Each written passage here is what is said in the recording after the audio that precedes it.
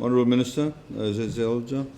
Sorry I wasn't here actually when you were in Fiji. We of course we were in Glasgow, and John Feakes, the High Commissioner, Australian Commissioner to Fiji, ladies and gentlemen. Honourable Minister, you actually said what I wanted to say, so I'll be very brief. But as you've said, this direct budget support in fact has been tremendous assistance to Fiji, in particular given the pandemic and of course the various challenges posed by it. As you know, tourism contributes about 40% towards our GDP.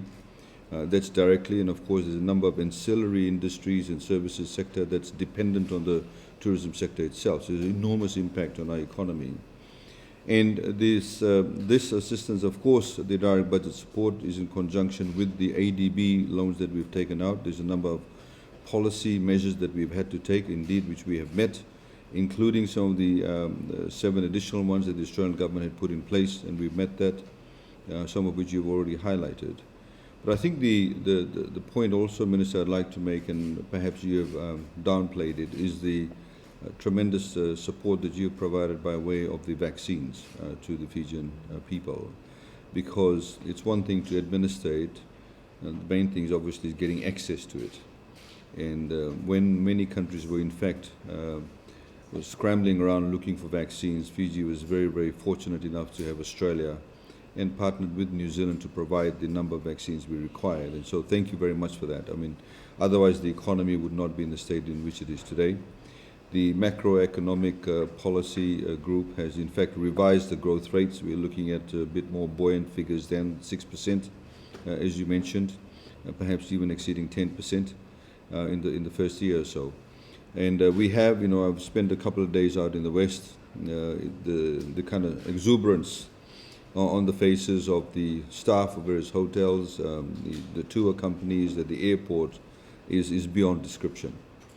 So it wouldn't have been possible without the vaccine support, wouldn't have been possible without the budget support you provided, which has enabled us, as we were always focused on ensuring that we do not have people falling through the cracks and providing them the social safety net.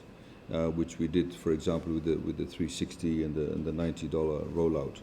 So thank you very much for that. Of course, what it has done for us is that it has enabled us to revamp many of our laws, bring it up into the 21st century, number of policy items that has opened up the market, liberalized the economy, brought in private sector participation, a number of private sector programs we've got in place. So all in all, it's been a wonderful exercise, and we'd like to thank you for your confidence in giving direct budget support. It's the first time in the past couple of years that the Australian government has ever provided direct budget support, and I think it's an endorsement of the practices that we have engaged in the Ministry of Economy over here.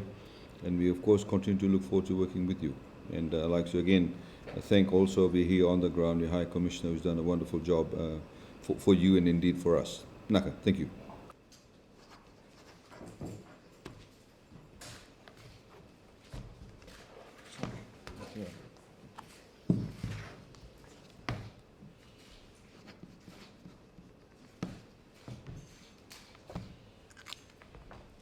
Can we have a brief photo session?